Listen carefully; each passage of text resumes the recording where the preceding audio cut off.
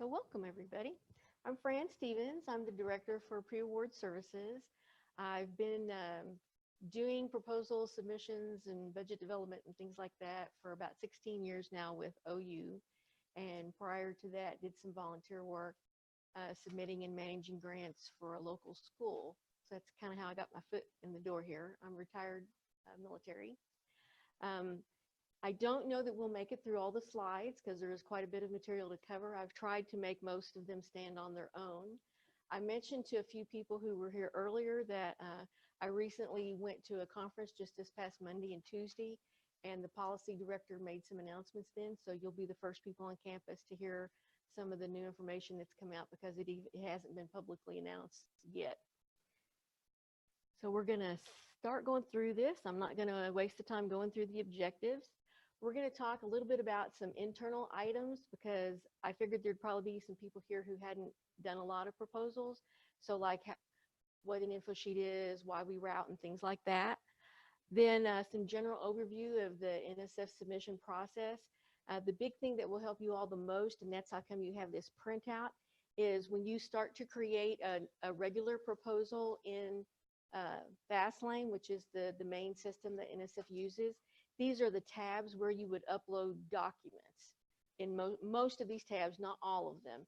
And so I'll go tab by tab and tell you some of the things that you have to put in that area or some areas that we see that people have problems that'll cause an error or a review problem. So how many people here know what an information sheet is? So about half, okay. So an information sheet is available on the VPR's website under the grants tab. There's a hot button for it and it's links at 2 or 3 other places. That is how you start the process here at OU. That gives us the heads up in ORS that you're thinking about submitting a proposal. Submitting an info sheet does not commit you that, oh, I'm gonna get in trouble. We have people drop all the time. We can change all the information on there, take the best guess at your answer. If things look unfamiliar to you, the worst thing that'll happen is somebody will come back to you and ask you a question about it. The big thing that it helps us do is that it allows us to help plan our calendar. If we know we have, 40 proposals due on one day, then a PDS who may be thinking about taking vacation may decide to take it on a different week. So that helps us know what's coming. It also gives us a chance to pull the guidelines and let you know if we see something peculiar or that may take some extra steps to take care of. When you get ready to submit a proposal, the way that you get clearance from the university to do that submission or for ORS to do the submission for you is by completion of the internal routing process.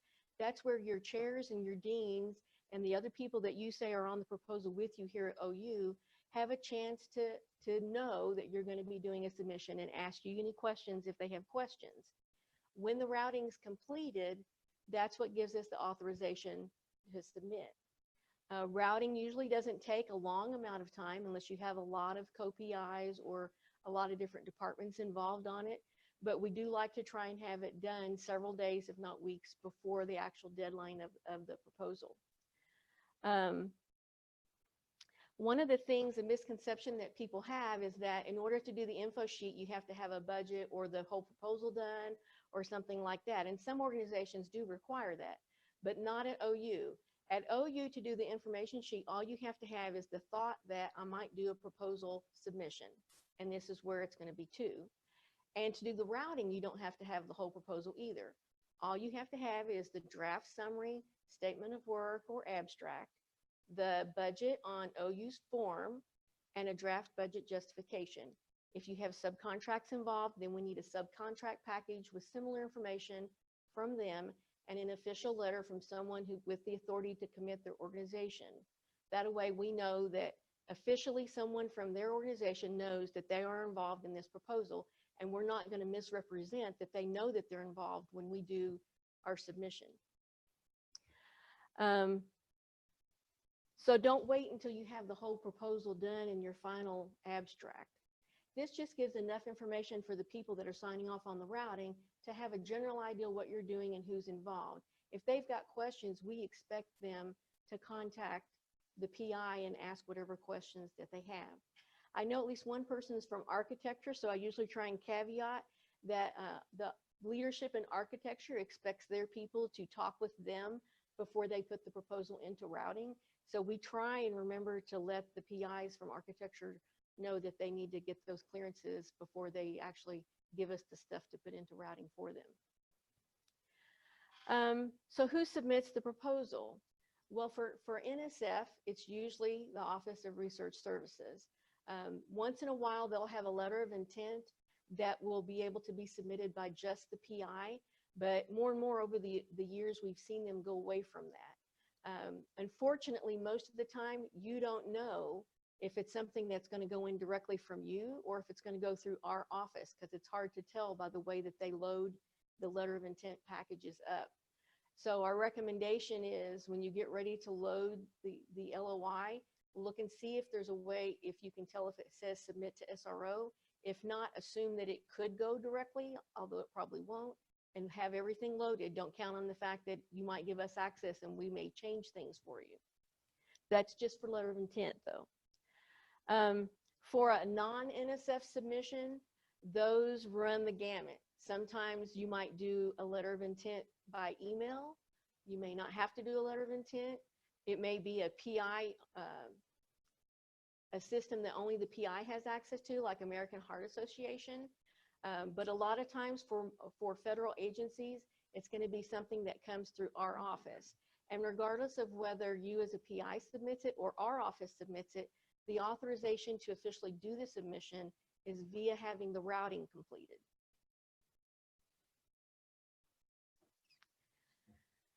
So some other things I thought you might like to know. Our office now consists of 3 primary areas. Research Information Services, they will help you do funding searches. They put out information that comes down from sponsors on funding announcements. They help do limited competitions, things like that.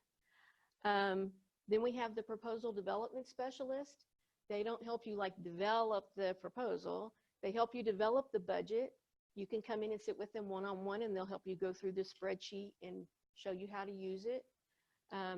If you give us time and we're not overwhelmed with other proposals, we'll go through the format guidance and make sure that you have all the sections you're supposed to have. The PDS will also help you obtain any special certifications or forms that are needed for your submission. They don't help you obtain letters unless it's something that our office provides, but we will help point you to who we think is the best person for you to get that letter from. And sometimes we're able to provide examples for you. Then the next area is the Sponsored Programs Coordinators. They're the ones that do your award negotiations and they set up your award accounts. Post-award financial services used to be under ORS. It is no longer. It is now under financial services, and they're called REFs, yeah. Research Financial Services. So I kind of went through all that. So some general comments on NSF submissions. We are using NSF 19-1. Usually every year they'll come out with a new version. They've been doing it that way for about the last 5 or 6 years. They usually take effect at the end of January. They used to have 2 sets of guidance. So if you're working with someone and it's been a long time since they've done one, they may try and refer to 2 sets. But in 2017, they combined all of those into 1 set of general guidelines. A lot of times when you're going to be doing a submission, there will be a specific solicitation that you're applying for. So you'll have that specific solicitation, which usually is only like anywhere from 10 to 20 pages. And you'll also have this set of general guidelines, the PAPPG, and you have to use both of those to be able to do your submission, because anything that's not covered in your little solicitation guidance is going to automatically expect you to refer back to the PAPPG to get the instructions for what you have to have for those file contents. If you're doing an unsolicited proposal, you need to contact the program officer about what they expect as contents for that unsolicited proposal, but most of the time they're going to refer you to just follow all of the guidance that's in the PAPPG. The organization is considered the submitter or the owner of the proposal that goes in. Although there are a few that are paid directly to the PI, for example, fellowships, and in those cases, the funds and everything will flow directly to that person who's getting the fellowship, and they don't go through the organization unless you have the option to volunteer to have the organization manage the funds for you. All organizations that are going to be on an NSF proposal, like if you have a subcontract, have to have a DUNS number. If you haven't heard, DUNS numbers are going away. They're going to something called a unique identification number, and that conversion is going to start taking place next year in the spring. So you may have heard DUNS. It's called the Dun and Bradstreet number before. It's very common in grant terminology. You're going to start hearing unique identifier number. So I just wanted to kind of give you a heads up about that. One of the things that we were just notified at the Federal Demonstration Partnership Conference was that the expected publication of 20-1 has been delayed. I don't know how many of you saw one of the announcements that came out this past spring. They provided a draft copy of 20-1 and asked for comments from people on it. Two of the big changes that they had in the draft were that instead of being able to upload a biosketch like normal, you were going to have to upload a biosketch that had been formatted and came out of Science CV. The other one was a requirement that no longer would you be able to upload a one PDF or Word document of all your current and pending. You were going to have to load manually, item by item, using the entry form that they have on their website, which I'll show you later when we go through the tabs. There was such an uproar over especially the current and pending change that they delayed formally publishing the draft, which normally would be out in October. And they have also delayed activation of 20-1 in January. It's been pushed off indefinitely. So we're going to be continuing to use 19-1 until we're told otherwise. They formed a working group, and they're working with NIH also, and they're considering possibly coming out with some type of a current and pending repository that's maintained in Science CV.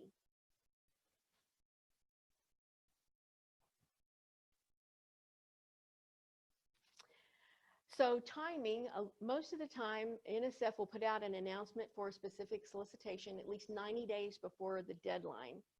And a lot of times their solicitations are good for several years. They don't put out new guidelines every year for from the same division most normally. Usually when you submit a proposal, it's evaluated within 6 months of the submission time.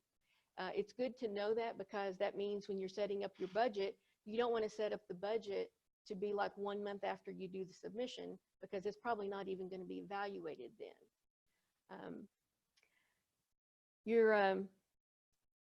After the submission, the program officer can come back and request information from you, which is different than what some other federal agencies do.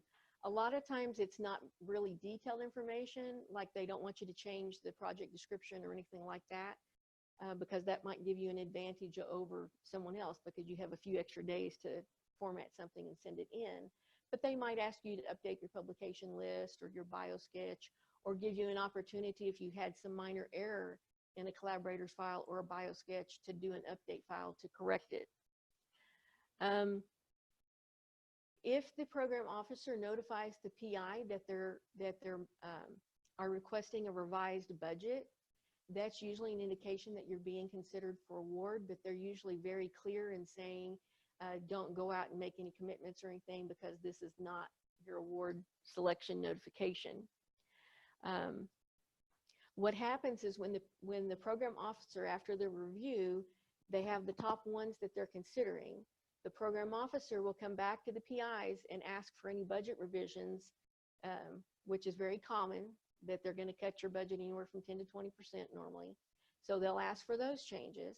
Then they'll get those responses back, because usually your objectives are going to change a little bit. And they'll take all of those, and it goes into the Division of Grants and Awards. And the people in the Division of Grants and Awards are the ones that make the final selection off of those top ones. And that's how come the program officers are telling you this is not a commitment, because it is possible, although I have only seen it happen a few times, that you may do a budget revision and not be given an award in the end.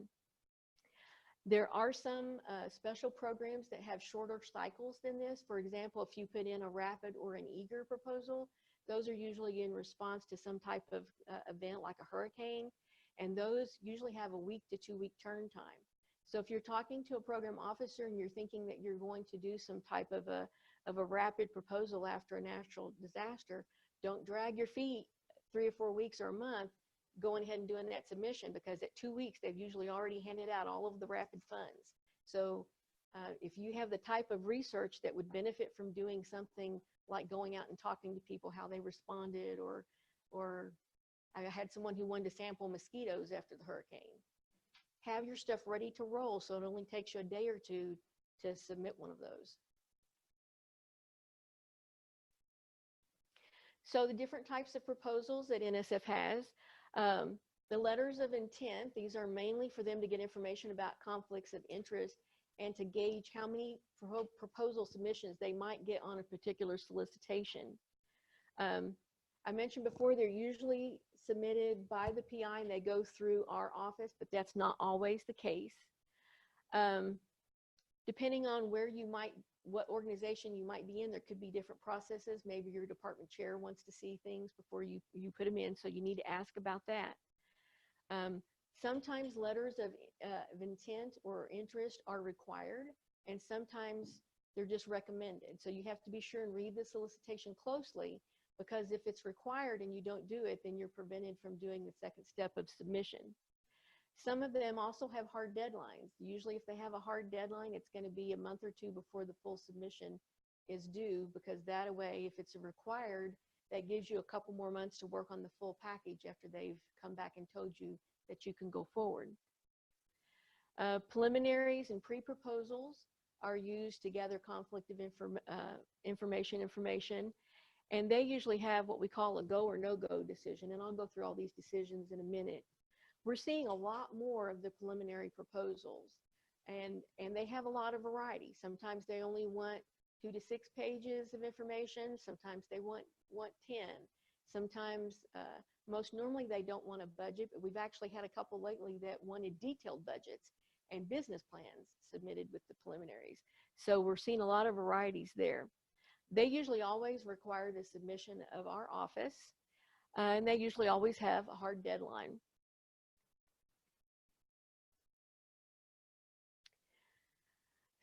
So both a letter of intent and preliminary may be required or requested, and they may be what's called invite or not invite.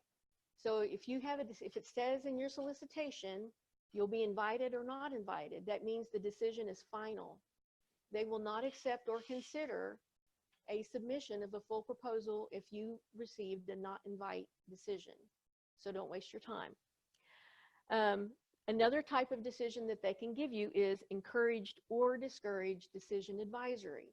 This means if they gave you a discouraged decision, they really don't want to see it, but if you want to go ahead and submit it and see if they pick it to give you some comments back, you can. They may have given you information in the comments that you got back from this on what areas you needed to improve. And so maybe you think, okay, I can make some really big, great strides in improving this, and it's going to be worth my time to submit it. So that's something that as a PI, you kind of have to weigh, do you think you want to go ahead and try and submit it or not? My recommendation on that would be to talk to the program officer and see if they will give you some kind of indication on which way you think you should go, because you don't want to waste your time building this whole proposal to go in when you know it's already going to go in with a red check against it. One of the things that you may see is that a collaborative proposal can be a collaborative from the standpoint of OU is the lead organization and we have subcontracts under us, so we're collaborating that way. Or it can be what they call a collaborative of multiple organizations, which means everybody submits their own package to NSF and NSF ties them all together. There's still a lead organization that loads the project description, but you don't have any subcontracts. So no money for the subcontracts flows through OU. NSF sends it directly to each person who's submitting. The full proposal is the one, usually the project description will have about 15 to 20 pages. Most normally is 15.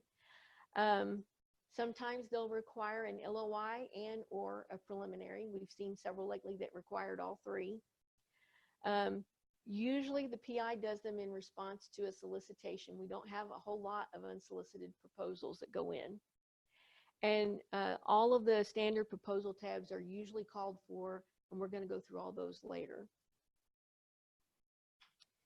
There are some special proposals that are out there. I mentioned ones before, like the rapid, which is in response to something that's occurred. You want to go in like after a typhoon or a hurricane and do some research. There's a whole list of some of these others. If you think that as you look through the PAPPG and you think one of these might be applicable for you, look at the requirements, because a lot of times on these special ones, they say, you know, we have to have a travel one has to be turned in 6 months before you expect to travel. Or if you're putting together a conference, it has to be 6 months to a year before the conference. Or it'll say something like, you need to contact the division that you're going to be applying in, contact one of the directorate people there and ask them for the timing, because it may be different from directorate to directorate. And most times these all have smaller packages that go in with them, or special supporting documents that may be needed. Some of these can go in conjunction with proposals that you're doing. So for example, if you were going to put in a regular proposal and you or someone else on your proposal had special needs, like maybe you needed to travel with oxygen, or you needed a translator, or you had someone that needed a sign language person to be able to translate stuff for you, that would be something that you could put in under FACED, or what is this here? Facilitation Awards for Scientists and Engineers with Disabilities. So that's extra funds separate from your regular grant that you could get to help support activities for that person that needs help. It used to be that travel proposals were only for attending like foreign conferences or doing foreign research or field work. That has changed. It's now available for domestic work too. So if you need travel funds to go someplace and internal support's not getting you there, this is one of the places that you can look to try and get some travel funds for your research. NSF routinely puts out Dear Colleague letters. So if you go in and you sign up under a division that you're interested in submitting to, they all have web pages you can go to, and you can sign up for their information letters that come out. Periodically, they'll come out with Dear Colleague letters, or there'll be a Dear Colleague letters that's issued across NSF. Most of the time, those are just with information in them. Like, for example, such and such solicitation in this area is expected to come out in March of 2020. That kind of gives anybody who's clued in enough to be monitoring that a head start on getting their package together. I have seen, though, a couple of Dear Colleague letters come out that were the actual solicitation, that you applied under the general PAPPG instructions, but you follow the instructions from the Dear Colleague letter. And a lot of times those involve work with foreign organizations. For example, NSF is going to pay for part of the funding, and NSF's equivalent over in Europe is going to pay for part of the work. And so you're going to apply under the instructions of that Dear Colleague letter. Different types of deadlines. So anytime you see a deadline date given in NSF, whether it says it or not, the deadline is 5 p.m. local. That was a change they made about 4 years ago. It used to be the deadline was close of business or midnight of whatever time zone you were in. Sometimes it was midnight at Pacific, since that was the latest time you could submit it. So they decided to make an even playing field, and it's 5 o'clock local, whatever your local time is. So at 5:01 here in Oklahoma, the system is set up that 9 times out of 10, if everything works right, it'll truncate. So if you're in the middle of submitting, it won't go through. A target date, a proposal is accepted after the deadline, but it might miss a review panel. So when you look at the date, if it says target date is the 15th of October, you can still submit after the 15th of October. But they'll gather all, at some point, if not the 15th or the 16th or the 20th, they'll gather all those proposals that are submitted and they'll start to seat the review panel. So if you miss the seating of that review panel, what happens is your proposal just sits there until the next review panel and may sit there for 6 months, 8 months, or a year. A submission window is where they will take submissions between this date and this date. But on that second date, that's the same as a deadline date. No extensions, that's your deadline date. Strangely enough, I have seen very few PIs who submit at the opening of the window. It's usually always at the end. If a deadline falls on a weekend or a holiday, NSF and a lot of the federal organizations have a policy that automatically extends it to the next working day. So for example, if you had a deadline that was on Saturday of Labor Day weekend, then it would actually be due on Tuesday because Monday wouldn't be a regular working day.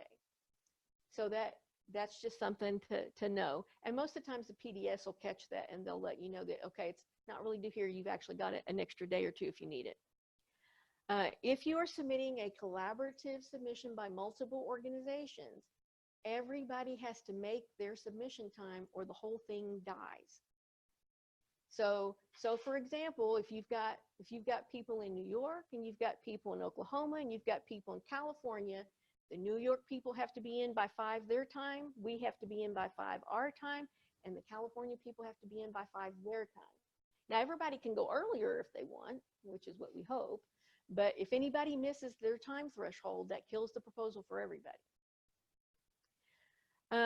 There are quite a few NSF divisions that are going to what they're calling a no deadline or a rolling deadline or an open window, which means they will take submissions anytime you send them in. The issue with that is you don't know when you send it in when they're seating the review panels. So it may sit there for a while. You don't know. So the big thing on this and a lot of other items is talk with the program officer. Develop a relationship with them so that you can find out some information for them. Like, oh, okay, I'm going to submit for this. Do you have an idea when I should really actually put in the submission for it? Most of them will give you an idea and give you some information. These are the three ways that you can do an NSF submission, and I'm going to touch a little bit on these, and then we're going to go more into the FastLane one because that's the one most people are using.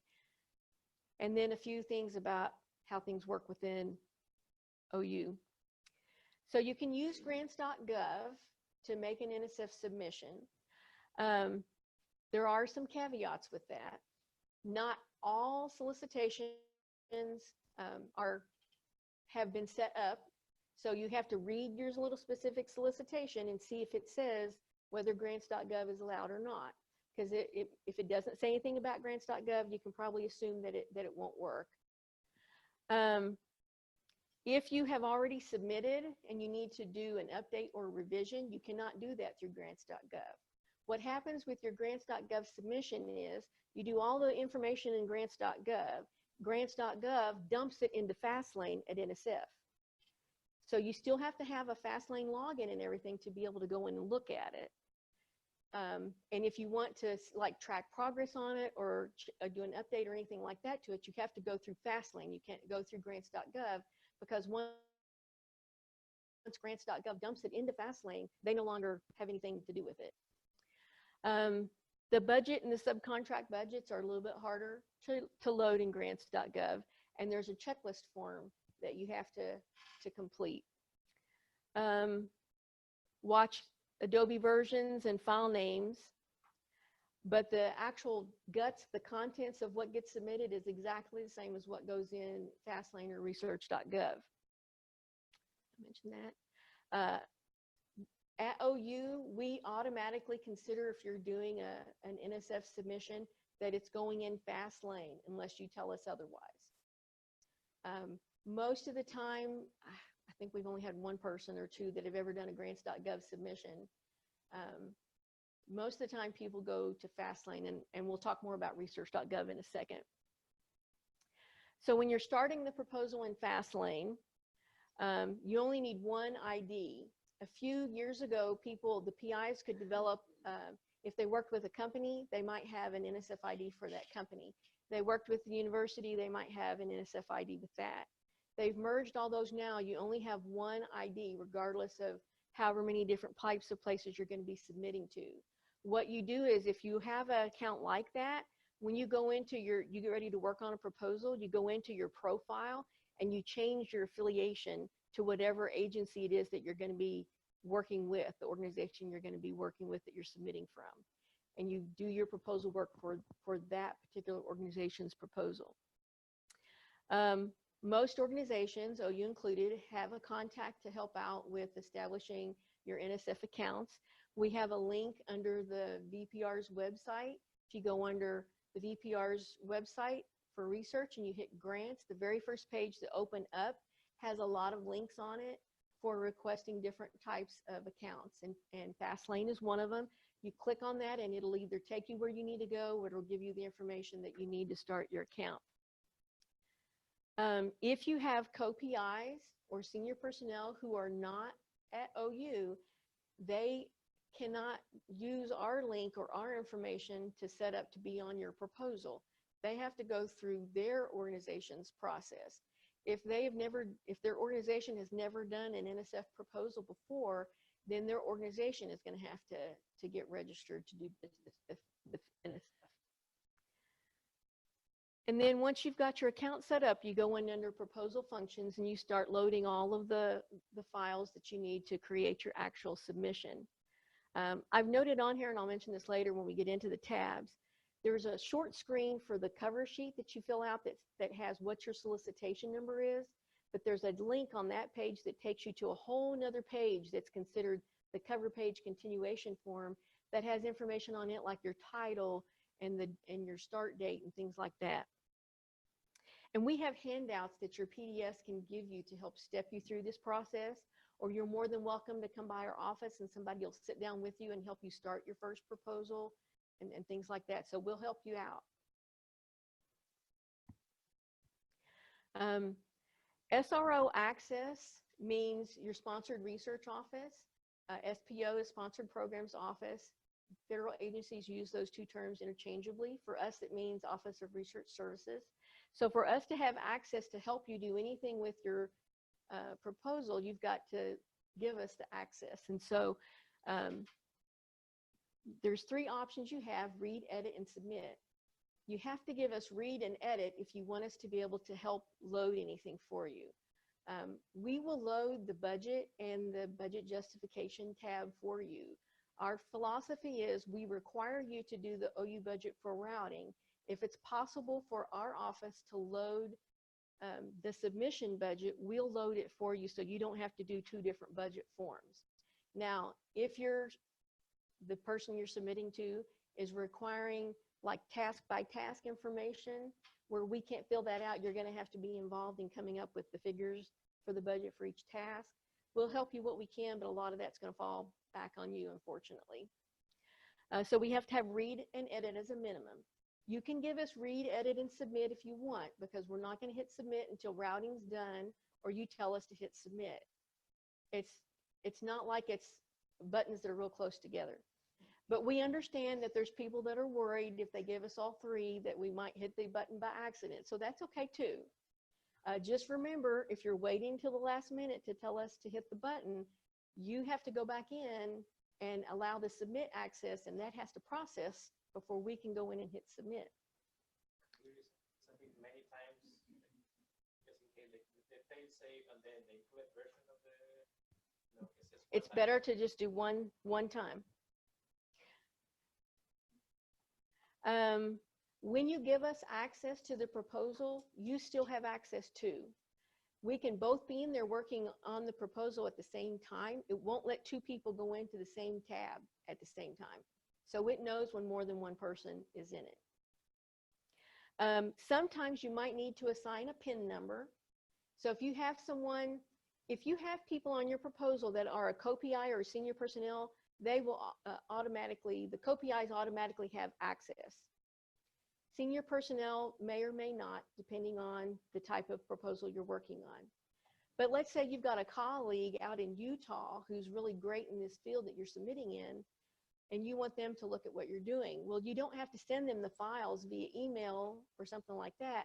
You can load them up into FastLane, give them the PIN number and your proposal number, and they can log in, use that PIN number, and they can see everything you've got loaded and talk to you about it. If you are doing a collaborative proposal from multiple organizations, the way NSF links those together is by pins. And the ones who need the pins are the ones who are not the lead. So the ones who are not the leads go in and create their proposal first. They give their PIN number to the lead, and the lead ties them all together by entering those numbers. And we have a handout we can give you for that too. So Research.gov is replacing FastLane. It's like FastLane 2.0. Based on FastLane, a lot of the tabs are all similar. We've been holding off for a long time, encouraging our PIs to use Research.gov because they were having a lot of bugs that they were working out of it. They've gotten to the point now where they can do almost all types of proposals in Research.gov. And we're at the stage now where we're looking for a few brave people who are willing to give Research.gov a try. They didn't come out and say anything point blank, but based on some of the comments they made at the conference, I kind of suspect that they're looking at phasing out FastLane in about 2 years. All of the reporting functions that used to be in FastLane have already transited to Research.gov, and the last ones of those translated like over a year ago. So the past year they've been working on like making the system accept collaborative proposals and proposals with subcontracts and things like that.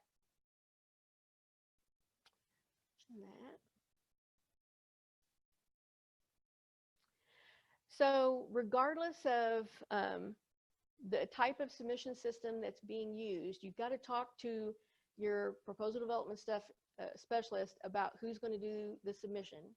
Because like if it's an email submission, are you going to do it? Do you want the ORS person to do it for you? If you go to other organizations, it's going to be the same way. Everybody does things a little bit different. So don't assume, be sure and ask. And the permissions that are needed before you submit can vary. So don't forget at OU, our permission criteria is that you are not supposed to submit. It's not an officially cleared submission until the routing is completed. Anytime you tell us that a subcontract is involved in the proposal, we're going to ask you for information. That doesn't always happen, especially with a lot companies and other organizations. They will take a PI's word, oh yeah, you know, Caltech is going to do this on the proposal and they want $100,000 and stuff like that. Caltech has no idea that they're on the proposal at all. That's not really good business because the reviewers look at that information and they think, okay, you know, these people are involved, or you might not luck out and someone from Caltech could be on the review panel. So we always try and make sure that if we've got subcontracts that we have the documentation to back it up. At OU, all the submissions and agreements are done by the Office of Research Services. Most of the reports are all done by the PIs. There are a few financial reports sometimes that post-award helps with. Some of those are submitted by the PIs and some are submitted by the Office of Research Services.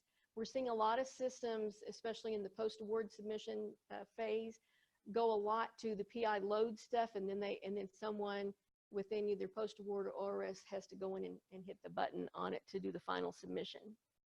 When it comes to loading things into FastLane for a proposal submission, it varies by the organization that you're with. At OU, we prefer that the PI load as many of the documents as possible. We will load the budget section for you. You waste your time if you load it because we're going to double check it anyway because we want to make sure that it's correct. So why waste your time? If the PDS has time, usually they will volunteer to help you load other parts. So like if you've got the project description ready or the bio sketch ready, you can ask your PDS, can I send these to you to load? If they've got time, most of them will. Our work fluctuates so greatly, sometimes we won't be able to help. So just so you know. There are limited competitions where NSF will either limit the number of proposals that an organization can submit, or they'll limit the number of proposals that can be submitted by a PI. Sometimes that also means even if you're on a subcontract. If it says that it's a limited submission and you haven't seen an announcement come out from OU, then you might want to contact our office to find out if a solicitation is going to come out for a limited competition for it, to pick the proposals that are going to be going in or not. One of the problems that we have with this is if you don't pay attention to limitations either on yourself as a PI or your subcontract PIs or for the organization, is if those limitations get exceeded at NSF can decide not to take any of them that are in conflict, or they can decide to take the first one that comes in, or they can decide to take whichever one they like the best. It's up to the program officer to decide how they want to do it. Most of the time, what we've seen is that they eliminate everybody. So now we're going to go through some format guidance in the tab by tab. So it's been this way for years and years. Margins are 1 inch all the way around. They have limited typefaces and fonts. Error checking automatically checks for these. Some of them they will let slide and some they won't. The big thing that they're looking for is that you haven't tried to exceed the page limitations by reducing the font size. They even provide measurements. I kid you not, we used to have to get out rulers all the time. Now it's done manually. And if you look at these enough, you can pretty much tell by your eye when they've started to squeak on these. For people will go in and change the leading between the lines. So that's how come they have a lines per horizontal inch measurement. You can tell when you look at it that the words are right on top of each other. So Research.gov is going to start adding page numbers to all of the sections as it's loaded. But if you're submitting in FastLane, they want you to number each of the pages so that when the reviewers are looking at stuff, they can go, oh, you know, Charles, look on page 10. Do you see how they worded that? So it's easier for them to find the stuff that they're talking about. It's usually best to PDF all your files before you load them, but be careful and watch the instructions. Sometimes in this solicitation, they'll say they want something a certain way. One of the good examples for this is the collaborators and other affiliations file. Specifically says do not convert it. They want it loaded as an XLS spreadsheet, because what happens is when FastLane does the conversion, it keeps it so that it's searchable and they can pull data out of it. In Research.gov, we found this just out at the recent meeting, there is no PDF conversion or distilling. So one of the things you have to watch for when you're doing FastLane is after you've loaded stuff, go back and look at it and make sure that your figures didn't shift around and how clear things are. That's not supposed to be a problem with Research.gov because it doesn't read PDF or distill.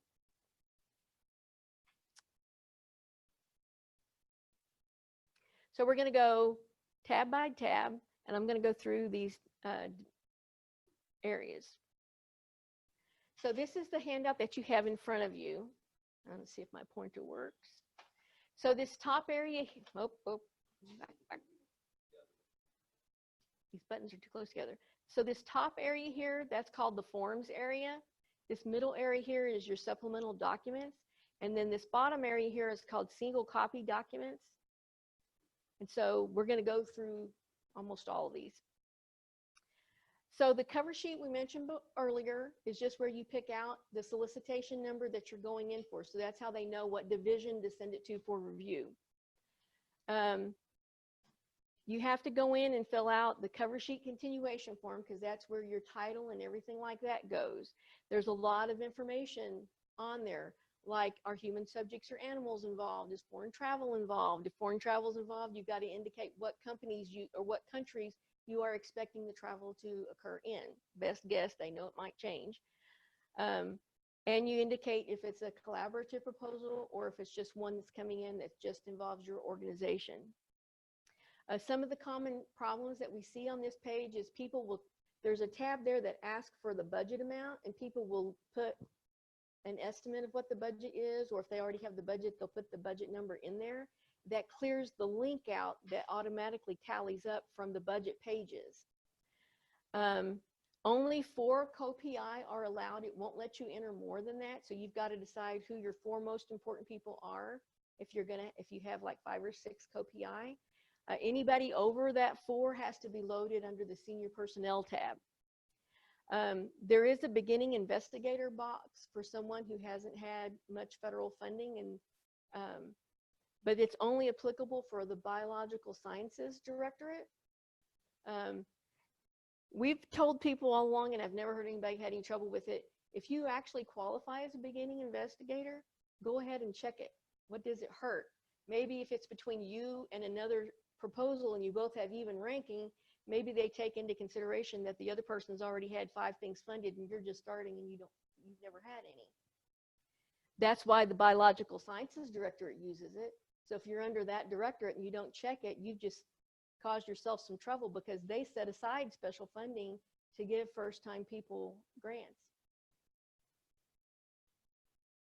The table of contents tab is never loaded. It's self-generated by the FastLane program. You can have a table of contents in other areas. It's not recommended to put it in the project description unless the specific solicitation asks for it, because it just eats up a page number, because it's going to count against your page count.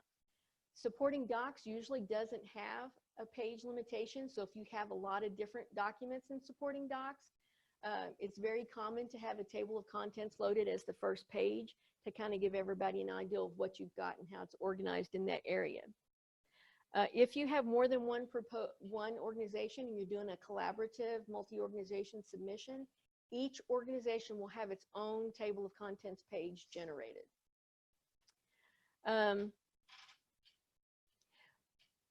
When you're loading things, we'll tell you this quite frequently, is try and check your print proposal function, because if you print your whole proposal and it fails to generate a printed product for you, that means you've got a problem in a file someplace. You've got a corrupt file or something. So you got to figure out where the problem is.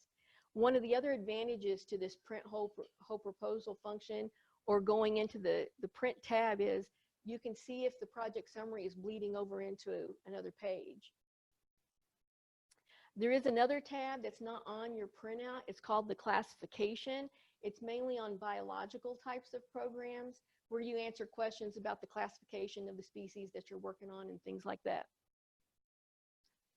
So when you open up the project summary screen, this is what it looks like. You have 2 ways you can load your project summary. It can either be loaded as a 3-block entry, or it can be loaded as 1 page. However, the 1-page option can only be used if you're using like algebraic symbols and Greek letters and things like that. And it tells you all that right up there. So these are your 3 sections that they want you to provide information in. Can you copy and paste stuff instead? Yes, and that's one of the things I want to mention. So anytime FastLane gives you the option where it has a box where you can cut and paste stuff into, you can cut and paste stuff into it. However, I don't know why, but it's been this way for 15 years. When you cut and paste into it, it will take, when you save, it'll take, trying to remember now which ones it is, dashes and asterisks, and randomly change them into question marks. All right? So then you got to go back in and look at what you've loaded to spot the question marks, change them to what it's really supposed to be, and save it again, and then that clears them. I think they have this fixed in Research.gov, but I don't know for sure. The project summary is usually written in the 3rd person. You cannot load both the 3-block way and the 1-page way. You have to do one or the other. They look very hard at the ones that use the 1-page option because they prefer people not to use it, because using the 3-block function makes sure that everybody loads the blocks that have to be filled in. A solicitation may have other items that it wants you to load, such as a title or keywords. It may even ask you to put the PI's name and the other team organizations that are participating. And I should mention, when we're going through these tabs, if you have any questions, just holler. So the next tab is project description. So this is how it looks when you go to project description and you open it up, and it has this little thing over here that says browse. So you can't cut and paste here. You have to upload a file, and it should be a PDF file.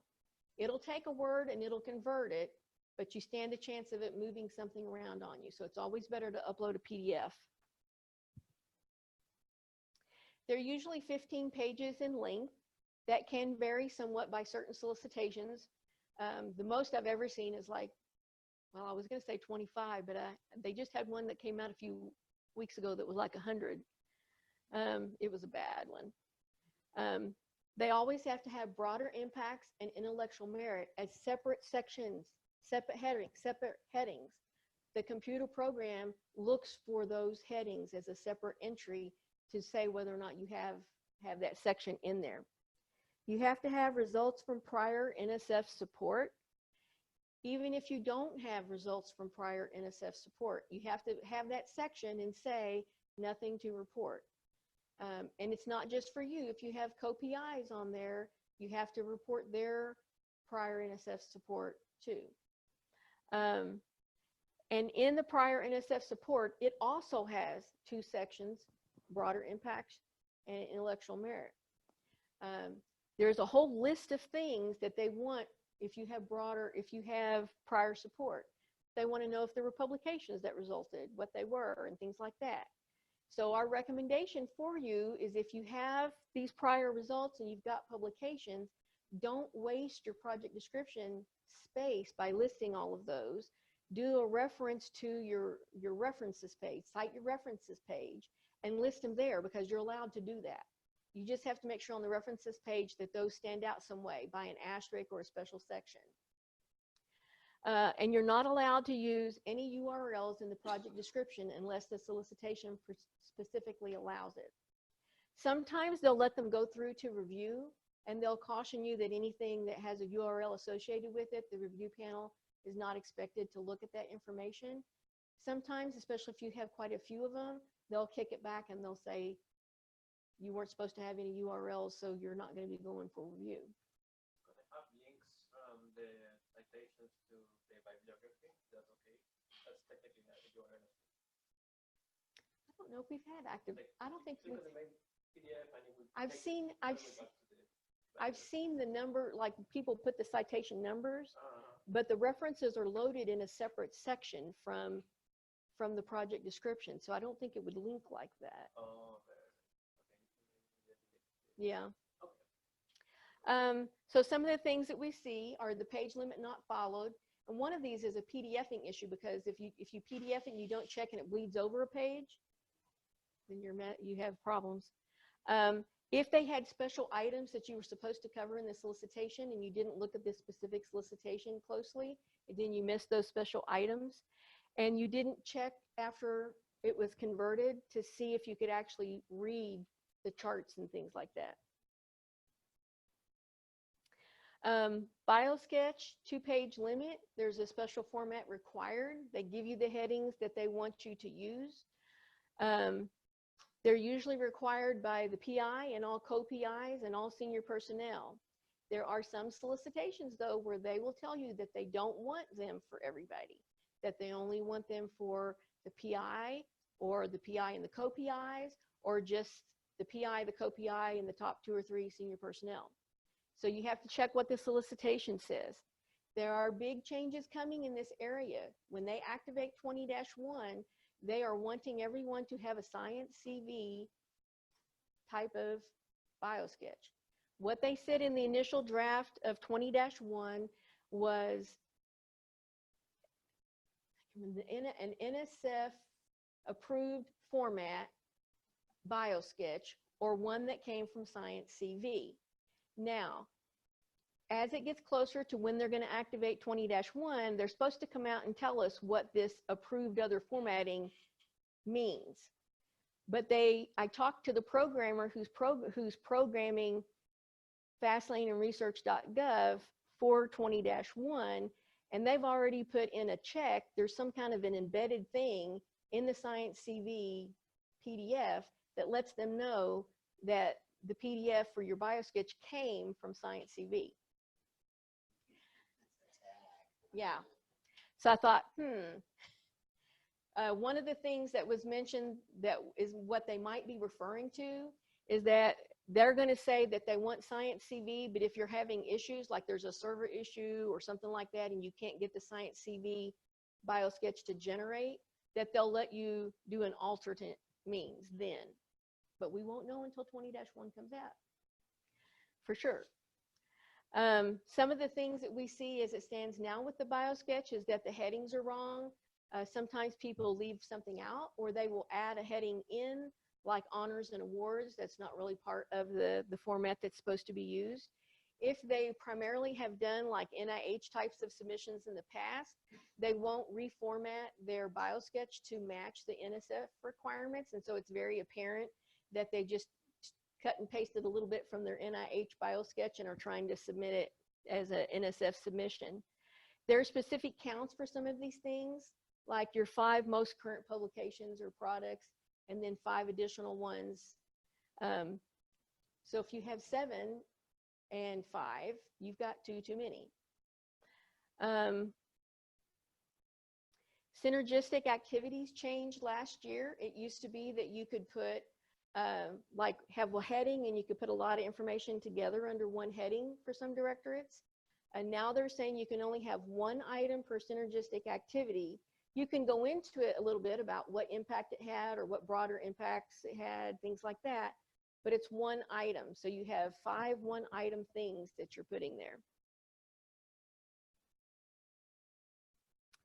This is what the current and pending form looks like. So remember I said 20-1, they wanted to have just a manual entry for everything that you have for current and pending. And they mean everything when they talk about current and pending. So they don't care if it's funding that's coming from the state, the Navy, NSF, where? Research Council. It's internal funding too. Whatever money you have coming in that's supporting your research, they want you to fill out one of these forms on. In the past, they would take, you could have like a Word document and you could have all of those listed and just upload this one PDF. So as long as 19-1 is in effect, you can still do that.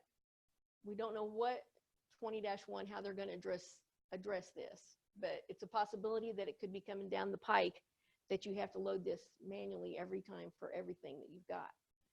There was some discussion that they might be, Science CV is looking at trying to make a repository for current and pending information too, so that you can pull a printout from that for your current and pending to use for proposal submissions. So current and pending is required for your PI, the co-PI, and senior personnel. You have to make an entry for this proposal. So the proposal that you're submitting for, they want to see an entry on that. And I mentioned on the entry, it can be a PDF, it can be item by item, a Word doc, as long as 19-1 is in effect. Show all of your time that's being spent, whether it's money that time that you're being reimbursed for or not. The time is a per year average. So, and you don't want to enter it. See, if you enter calendar months and you're on a 12-month appointment, then that's where you should be entering. If you're a faculty person, then you should be entering academic and summer. So you don't enter summer time, academic time, and then calendar time, because the way NSF is going to read that is all of that time together is what you're spending on average per year. So if all you want to show is that you're spending 1.5 months in the summer, you just put 1.5 under summer. You don't put 1.5 under summer and 1.5 under calendar, because then to NSF that means you're spending 3 months, whether you're getting paid for it or not. The new Research.gov format only lets you make 1 entry, because they don't really care what time of the year it's occurring in.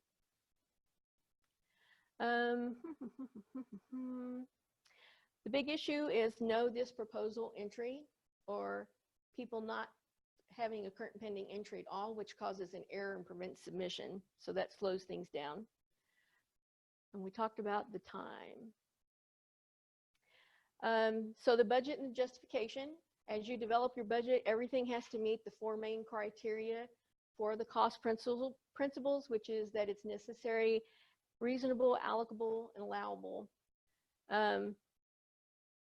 When we load the budget tab, don't be surprised if there's names that aren't listed, because only people who are receiving salary funds from the proposal get actually loaded. So if you as the PI aren't receiving any funds from this NSF proposal, you won't be in the budget tab, because you can't enter somebody's name and not enter an amount for them.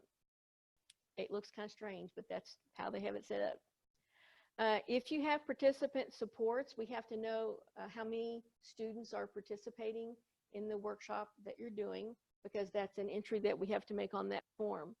And they can't be an employee of the organization or of that particular proposal.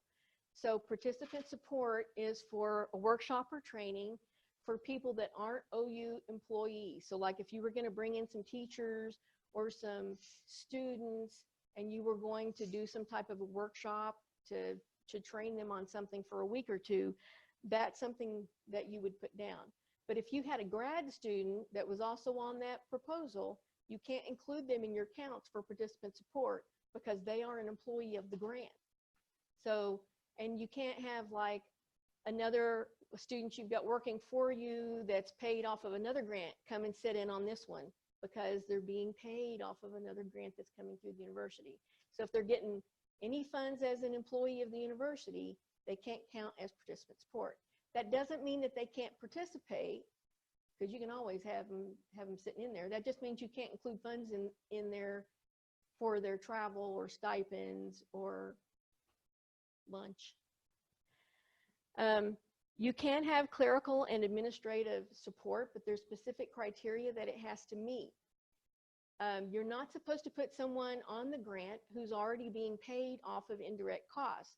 So just about anybody that you have in your department that's an administrative person who's getting paid out of a state account that's not soft funded on a grant is going to be somebody that you have to have special justification to include grant payments on. It has to be work above and beyond their normal time. If you have a lot of paperwork, travel, and things like that, administrative duties that are involved with your grant, we recommend don't put anything on the clerical and administrative line, because that's like a red line, a red flag for people to look at. Have an entry under other personnel for project manager or something like that. NSF does not allow any cost share. You gain no benefit. In fact, it can get your proposal rejected if you mention any place in the proposal other than one specific place, which I'm going to tell you, that you're working X number of extra hours on this that aren't paid, or that you're providing another grad student who's going to work on this project for free. So you want to avoid saying things like for free, at no cost to the sponsor, and things like that with NSF, because they don't like it.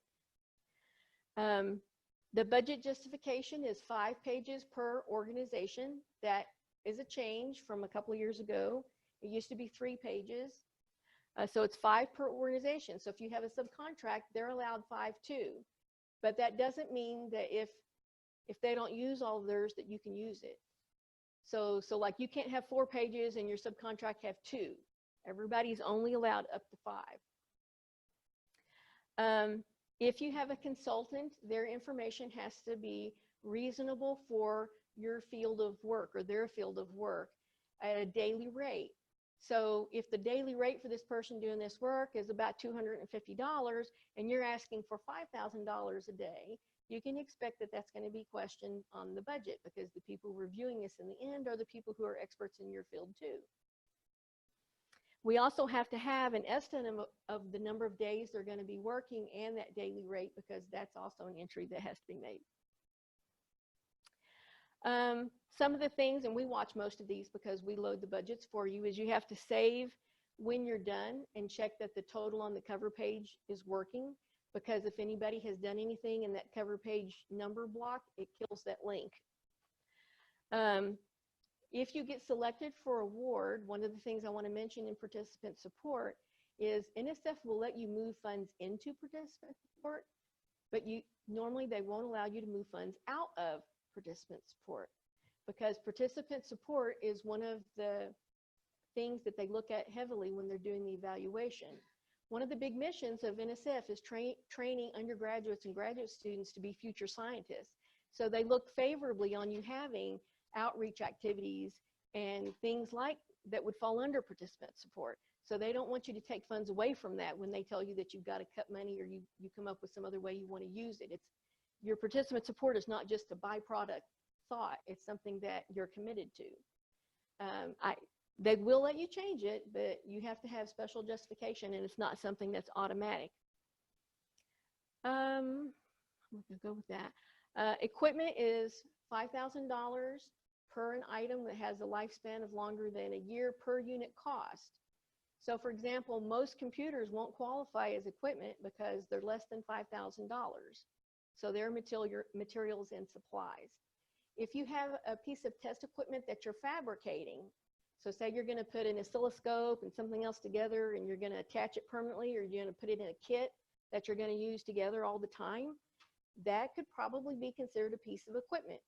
Give it a name, it's going to be tagged by equipment inventory, it goes under the equipment line. Does the sum of all of those pieces come together have to be 5,000, or Yes. each individual piece? The sum of all those items. So like it could be 500 here, 1,000 here, 200 here, it all comes together into that one cost. And so I mentioned, if you're using computers, you have to say why you have computers on there, because NSF considers that computers are usually purchased as an indirect cost. So like you should have, your department should be providing you a desktop to use. So why do you need a desktop and a laptop? Well, maybe you need one because you're doing field work, or you're collecting surveys outside, or you have a grad student who's going to be doing a lot of data work for you and they need a laptop. So you just need to put a little sentence or two in there explaining why you need extra computers. So facilities and other resources. This area normally has no page limitations, but you have to check the solicitation because once in a blue moon they do throw one in there. This is where you can put your cost share and your institutional commitment that won't count against you when the reviewers look at it. The catch to this is that you still can't quantify it. So instead of saying, I'm going to have one extra GRA at an estimated cost of $20,000 a year doing blah, blah, blah on this proposal, you say, I or my unit will be providing additional GRA support doing blah, blah, blah. You don't put the time frame and the monetary limits in there. So that's, and you can pretty much mention anything you want as long as you do it like that. If you have a subcontract, you want to make sure that you include information about their facilities in with yours if you're doing them as a subcontract. If you're doing a collaborative proposal for multiple organizations, each of you will have a separate facilities section in your portion that you load. We do have some information that we can give you if you're not sure where to start or what to include in your facilities statement, that you, we have some examples we can show you, and we also have like some large types of information like support from the supercomputer and stuff like that, that you can kind of pull information out of and tailor it to your proposal. If you don't feel like your proposal has facilities or other resources, you have to say that because you can't just leave this spot empty. It's a required entry.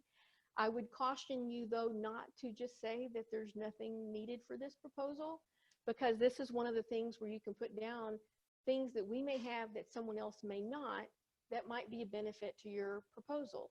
Say for example, you were going to put in a submission something related to Indian nations or something like that. Well, you could mention some of the resources that we have here at OU or locally. It doesn't have to be just here, it has to be stuff you have access to that can help make your proposal say what's different about me compared to somebody else. So you miss an opportunity to help provide additional information for the evaluators if you don't think a little bit about what you're putting here. There is usually no page limit, but also don't put 15, 20, 30 pages here, because what reviewer is going to want to wade through all that. This is how references cited will come up. So you can see that it looks like you can cut and paste into here. I strongly recommend that you don't do that, because it would be very hard to catch all of the little question marks that it throws in there. So it's a lot better to upload this as a file. You're supposed to use the citation that's most common for your field of work. You can use URLs. You are not allowed to do at all. So if there's 20 authors that are associated with that paper for you, you have to list all 20 authors. I cannot tell you the number of times we've had proposals kicked back because the PI used et al. For the most part, they usually let the PIs go in and do an update to correct that, but they will catch it. Things that we see are they're too long when there's a page limit given. Once in a while, they will give one. Usually if they do, it's 3 to 5 pages.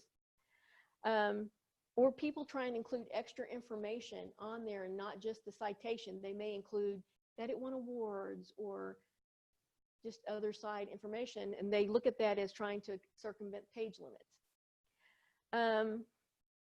I mentioned you can include, if you have publications for prior NSF support, you can include them here to save your space in your project description.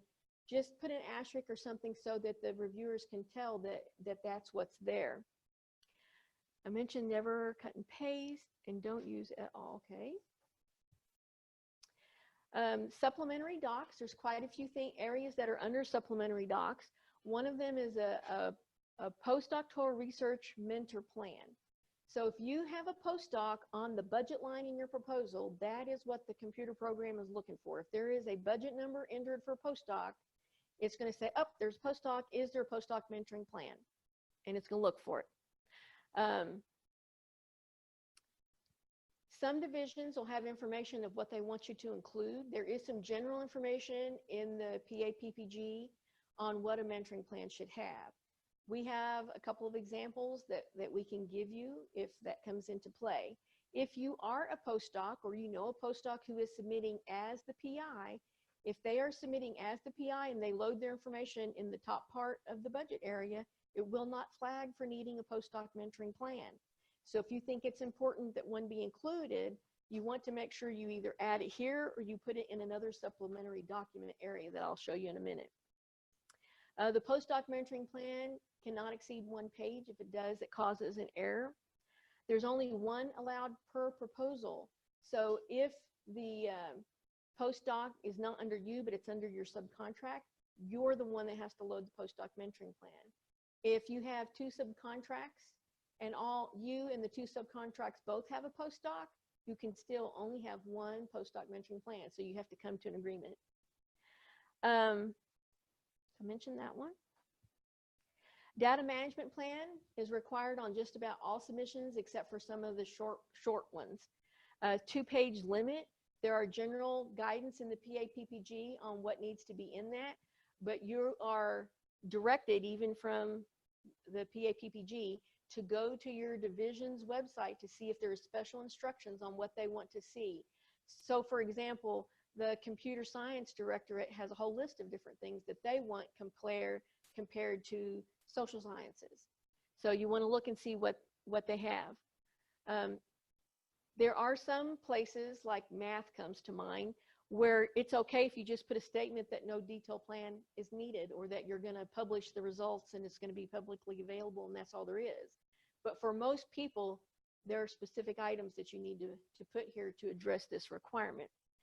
There's also some information at the OU Library Services that can help you develop a data management plan. Don't exceed the page limit because one of the checks looks for that 2-page limit. And sometimes the actual specific solicitation may include additional information that they want to see here or that they want to see in place of the guidance that's in the general guidelines or the directorate. Supplementary documents. These are ones you don't normally see. I just wanted to mention so because you'll see the tab for them. It's called goalie and raise. If the only time you ever load anything there is if you're doing that particular submission. So when you see that listed on the tabs, and if you look, you can see it there. Unless you are doing specifically to that program, just ignore them because you don't have to do anything there. Same thing with the project summary with the special characters. If you're not doing a project summary that has like the Greek alphabet stuff or formulas in it, you won't ever load anything in that area. The other thing in other supplementary docs, this is where you can put extra information like equipment quotes if you don't have enough place to put it in your budget justification area. If you've got letters of collaboration, you can put those here. I will say a couple things in this area. Sometimes the solicitation says no supporting docs are allowed, and that is what they mean. So if you put something here, you could get pulled for rejected for review. Sometimes they'll say there's a specific statement that's in the general guidelines. It pretty much says, I, blah, blah, blah, agree to do whatever work is in the project description, again, on this proposal. Makes no sense to me. That is all they want you to use. If they tell you that's all that they want to see, that's all they want to see in your collaboration letters. Now, if you're doing a submission and there's not a restriction in the specific solicitation, they encourage the use of that statement, but you can say more if you want. So you can say what the person is specifically providing. One thing that they are always against is what's called letters of endorsement. So that is when someone is just saying, oh, this is the greatest research ever. I really think you ought to fund it. It's, you know, their ideals are better than anybody's out there. Anything that you put in as a letter of support has got to say what the people are doing for you, even if it's nothing more than you've got a letter from a school that's going to be working with you on this proposal, and they've agreed to refer students to you to participate. Well, they're doing something for you because they're referring students to participate in the program. So they've got to say what they're doing to help you out. Some other things that can be there are surveys, data collection tools, curriculum examples. Sometimes the solicitation may require you to have things there like personnel lists or transcripts, human subject information. It just runs the gamut.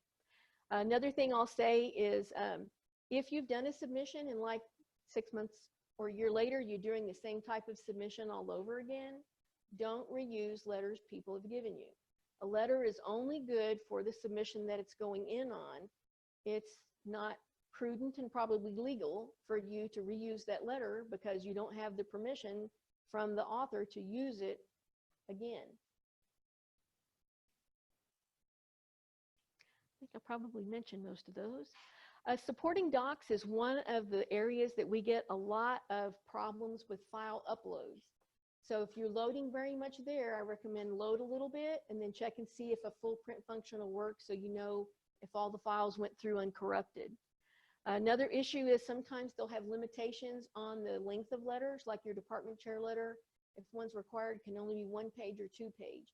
If it exceeds whatever the page limit is, it catches automatically in the system and they'll notify you. Be careful of loading too much information here. An example that I have is sometimes if you have an equipment quotation, the equipment quotation, it includes all these warranties and other information, things like that. It could be 30, 40, 50 pages long, when all you really want to show is this is the item and the description of it that the company is providing at this price. So don't put all that extra 30, 40 pages in there because it just makes it look unwieldy to the reviewers that are looking at your supporting docs. Single copy document area. So this is the area towards the bottom. This is one that's in the last 2 or 3 years has been a required item on just about every proposal. It's called collaborators and other affiliations. It's where you're supposed to tell everyone who you have affiliations with, who you have had affiliations with, who you have collaborated and co-authored with in the last number of years. Everyone that you have on your proposal, your co-PIs and your senior personnel are also required to have this information. The only thing that allows you not to provide it is if the specific solicitation says that you're not supposed to have it. Sometimes a solicitation may add requirements that aren't on the checklist thing that comes out, the table to fill out, like they may want financial information or marital information. Like they want to know who your spouse is so they can make sure that they're not also in the same career that you are and could be pulled for a review panel. You cannot modify this spreadsheet page You cannot modify it in any way except to add lines to it. Those instructions are all over the place. They're in the PAPPG, they're in the website place where you load the file, and they're at the top of the file when you download the file. So you're not supposed to modify it except by adding lines to it. It looks really funky when you load it because it has all the instructions and garbage and stuff in it and blank lines and stuff, and that's just how it looks. They do it that way because when they do the conversion from the spreadsheet, they're still able to go in and extract data and mine data from it so that they can help build the review panels and make sure that there's not someone who's reviewing something that they shouldn't because they've got a conflict of interest. Some solicitations will tell you not to do this section and to do something else. Some solicitations will say do this section and do this. Some solicitations will say fill this stuff out, and then after you do the submission, send us an email with this particular information in it. So you have to be very careful what your solicitations are telling you to do for the collaboration information. Deviations and authorizations, this is where if you get approval for off-campus rate, you would put this in there because you're not applying your regular full indirect cost rate. If you have people that you would like or not like to review a proposal, this is where you put their information. Most program officers love to see recommendations for reviewers because that helps them find people to sit on review panels. That does not mean that because you put somebody's name down, they're going to pick them to sit on your proposal's review. But why not help the reviewer, the program officer out by giving them a name or two so maybe they'll remember you kindly when it comes to decisions. If you have someone that you don't want to be included in the review, you don't have to give a lifelong story of all the conflicts that you've ever had with this person and that you hate each other's guts. All you simply have to do is list their name, and if you know where they're currently located, put their current organization and say you request that they not be included for personal conflict reasons or something like that. Yes, you can't just put their name, you have to say something. But all you have to say is just personal conflict issues. You don't have to go into it. A lot of times I'll see something like somebody will just say something like, they're in this same area of research and have conflicting opinions or something like that. But there have been a couple of times I've seen people that went to town in this area.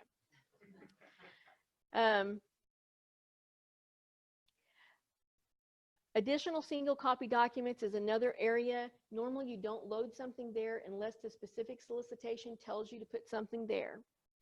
The nature of natural or anthropogenic event, that's where, like, if OU closes for a snowstorm, then our office, when that happens, our office contacts NSF and says, hey, we had some proposals that were due on this date. We couldn't submit them because we were closed for a snowstorm.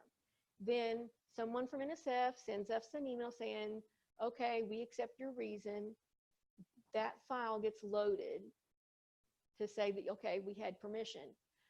Sometimes you'll also see this if NSF closes for a snowstorm or a server outage or whatever, you know, then we'll pull that out and put that in because the deadline got extended or they didn't officially announce an extension. We went in and got permission because we couldn't submit because of an issue.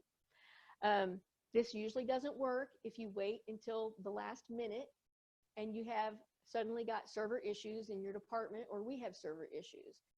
That's just so sad. Too bad as far as NSF is concerned. Now, if we had like a power outage that was lasting like a whole day, they would probably give us permission to have it. Usually what they do is however much time you're closed for, business hours, that's how much extra time they give you on the back end. So is it common for this scenario in hurricane season? Oh yeah, yeah. In fact, they had, I think I mentioned this later on. We need to do 2 hours of this. I think I mentioned this later on. Yeah, I can't remember what I was going to say. About hurricane season and possibly having enough. When you log in to FastLane, the first screen that comes up usually is an advisory screen. don't just be happy button clicking and go past that advisory screen, because there's all kinds of information that they can put up there. They may put up there that all deadlines have automatically been extended because there was a power outage at NSF. And if you don't pause to look at any of those advisories that get posted, then you don't know that you have that extension.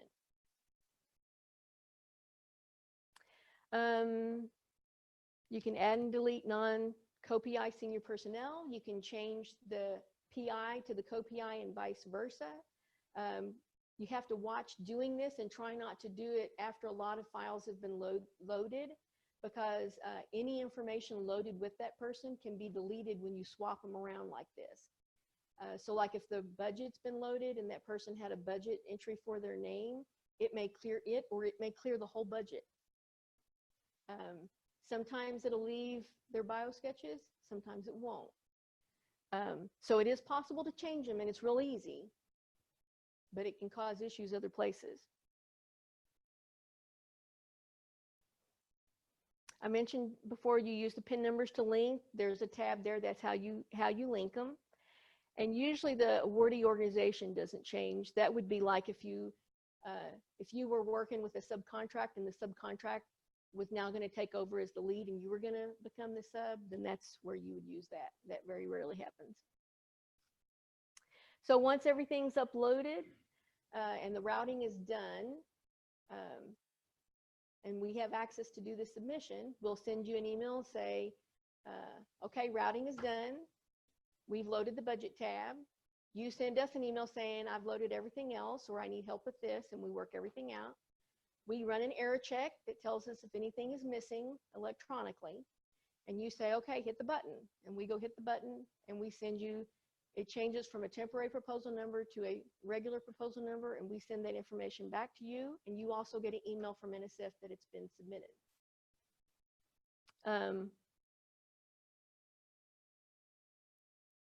And I just mentioned, ORS doesn't have an internal deadline for when you have to know when,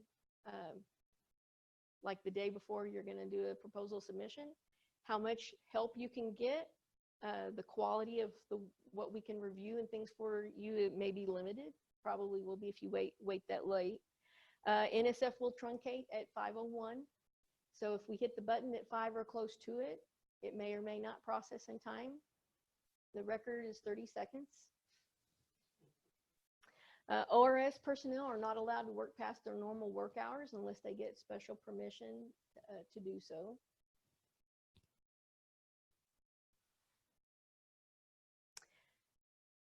And since we're over, all of these are pretty much readable. Are we getting a copy of this? Yes, she's going to send it all to you. If you're working with someone who used to do NSF submissions a while back ago, they may think that there is time after the submission, because there used to be a 5-day window. That no longer exists anymore. So it's when we hit the submit button, it's submitted. That's it.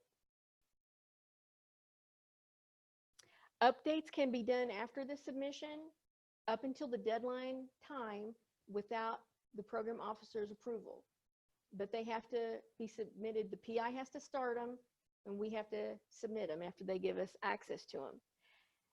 After the deadline, the program officer can still authorize you to be able to go in and do an update. So for example, you got a letter, a collaborator letter in that you think is really important for your submission, and it's the day after the submission. You can contact the program officer and say, this letter came in late, would you allow me to do a program update for supplementary docs? And then they'll tell you yes or no. Most of the time, within like 2 or 3 days after the deadline, they will let you go in and do updates, as long as it's not to the project description. Very rarely, and I think I've only seen it once, do they allow you to update the project description, because that's the meat of the proposal that's going to be evaluated. And if they gave everybody access to go in and update that, people would turn in crap their first time to have extra time to work on it when everybody else was trying to meet the deadline. A revision is only for the budget area. So if you have something that needs to be updated in the budget, then you ask for a revision, not an update. Does ORS have to do that? Yes, ORS has to do that too. The PI has to start it. The program officer has to give you permission to do it. They have to put it where the PI can see it to pull it. But you make the changes, save it, give us access, and we submit it. One thing I will mention is that it's very common. You won't do a budget revision unless the program officer comes back and tells you that they want you to cut a certain amount. Usually that's good news because that means they're considering you for being funded. And there's only been a couple times I've ever seen somebody who got asked to do a revision who didn't actually get funded. The thing that you have to avoid doing is don't automatically go in and say, okay, I'm going to meet this number, whatever it takes, without considering how that affects your objectives.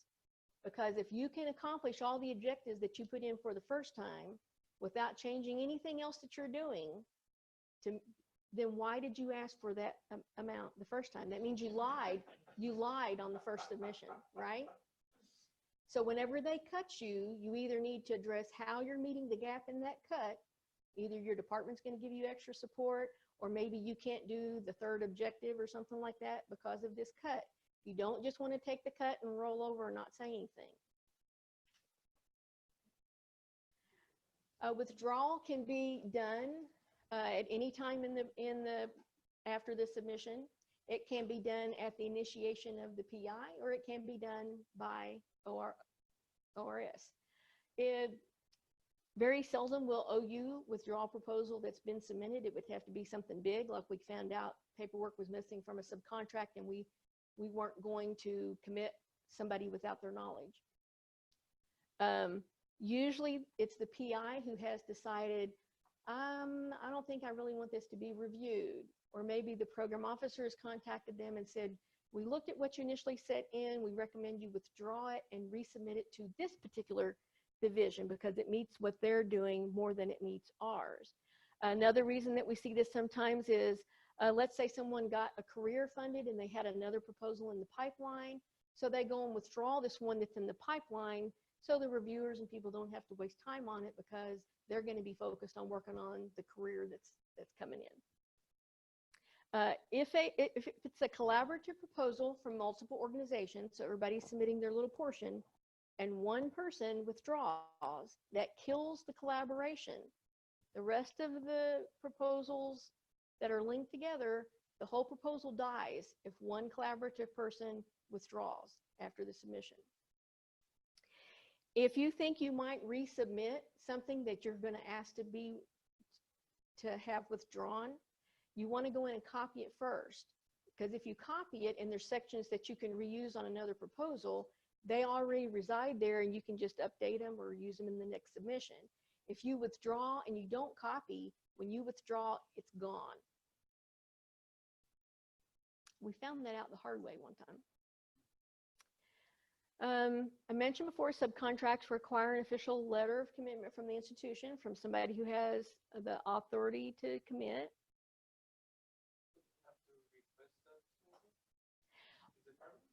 Well, a subcontract would be to another organization like OSU, another university. So your PI that you're working with at that other university, he's responsible for making sure he gets all his ducks in a row within his university. We're going to require a statement of work, his budget justification, and the letter. And his letter is going to come from someone that's equivalent to our people, like a director or something like that. In some small organizations, like some community colleges or things like that, it could be the PI that has the authority to do that. But most of the time, it's going to be someone in like a head of a contracts office, or the head of a sponsored research office, or the president of a little college or something like that. So it's not just going to be the person who's working on the research.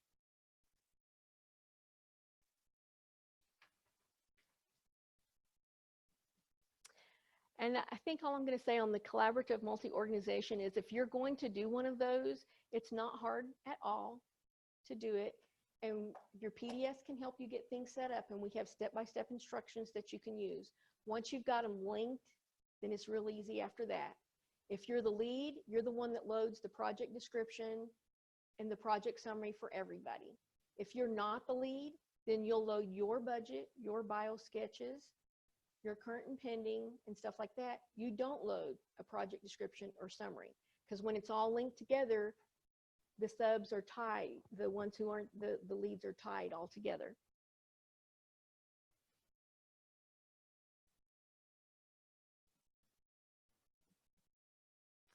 Don't have to worry about this one with this group, past familiarity. We have a lot of times PLs will say, well, last year I did blah, blah. New guidelines come out every year. So the way you did it last time could be different.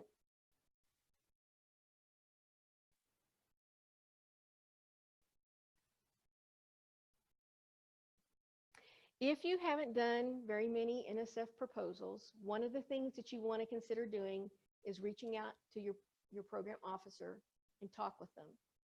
There are funds available internally that you can travel to go and visit with your NSF officer to start to develop a relationship with them. Ask around. There are people from OU that have been program officers before who can give you a lot of tips and advice. They may be within your department or they may be within other departments, but usually they're very willing to talk with you. Program officers at NSF rotate usually every 2 to 3 years.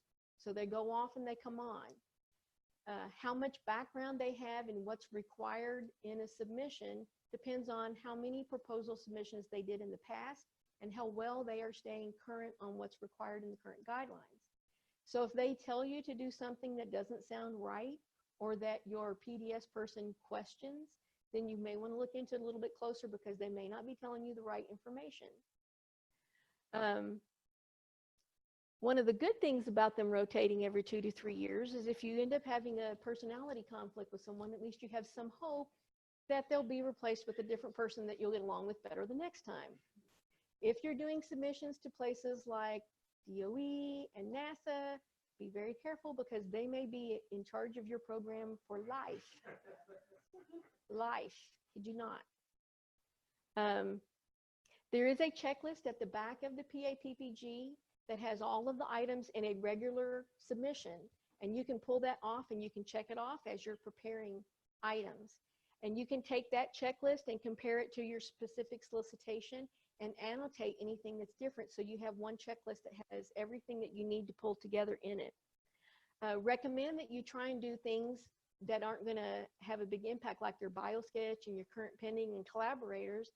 Get those out of the way early so then you can focus on doing the tune-ups that you need to do on your project description closer to the deadline. If you have co-PIs and stuff that are on your NSF proposal, ask them if they have an NSF ID and don't wait until the day of the submission to do it. We have had PIs come down within 2 hours of submission that found out that their co-PIs didn't have NSF IDs. Some were able to get within the time frame, some they had to drop off, which means then they had references to a person in their proposal that they didn't have time to take out. If a PI or co-PI has overdue reports for NSF, you will get a notice when the submission goes in. If you get that notice and you're the PI and your co-PIs don't have the reports in, you need to start hounding them to get their report in, because you or any of those 4 co-PIs, if they have an overdue report, when they pull the review panel together, automatically exclude you from being reviewed for the proposal. So you're automatically out of the running.